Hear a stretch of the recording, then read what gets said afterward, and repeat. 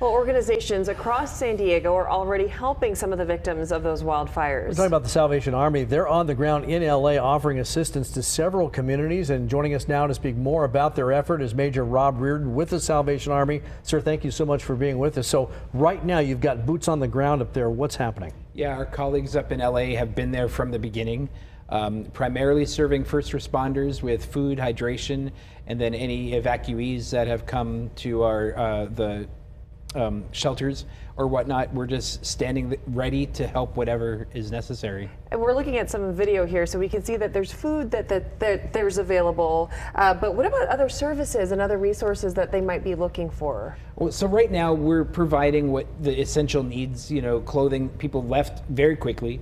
So we're providing just, changes of clothes, whatever, hygiene items, things that people didn't have time to grab before they had to leave their homes. You're around at several locations there. Where are some of those? Just outside of the evacuee areas, we're partnering with the Red Cross and other agencies, Pasadena Convention Center, the West, another shelter that's just outside that area. We're in 5 shelters throughout the area there in Los Angeles. You talk about these essential needs. Basically, what's the most need right now, and how can people at home help? If they're listening right now and they're like, I want to be able to do this, I want to be able to donate or help or volunteer, whatever it is, what do you guys need right at this moment? Right now, because the situation is still very active, we haven't gotten into our local assistance centers yet. We're still triaging, basically. So the best way for people to help is financially at salarmy.us/SoCalFires. That gives us the flexibility to get what we need when we need it. When we transition into some more long-term help, then we'll be needing some of those household goods, some of those supplies, cleaning supplies, things to get back into the houses that are still standing. But also, financial help really helps us provide for people who need, places to stay long term while they're rebuilding their lives. Have you sent people from our local organization up to LA? And if you have they reported back on what they're seeing and what they're feeling? So we have not sent anyone from here because we're standing ready for potentially what could happen down in our area. But our colleagues up there, we're in touch with them daily, and they're just seeing a lot of people who are distraught, just fearful for what might come next.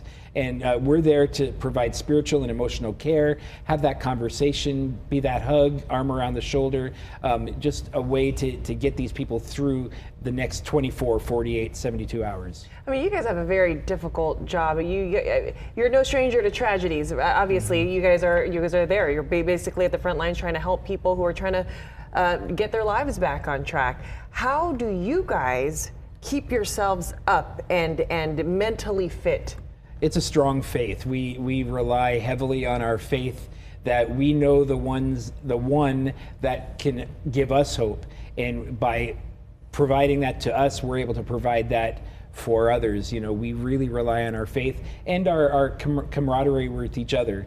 We really support one another. We're not up in LA. I'm not up in LA, but we support each other best we can, and likewise they do to us. And it sounds like maybe you're partnering with the Red Cross to some degree. Are there any other groups maybe that you guys are assisting?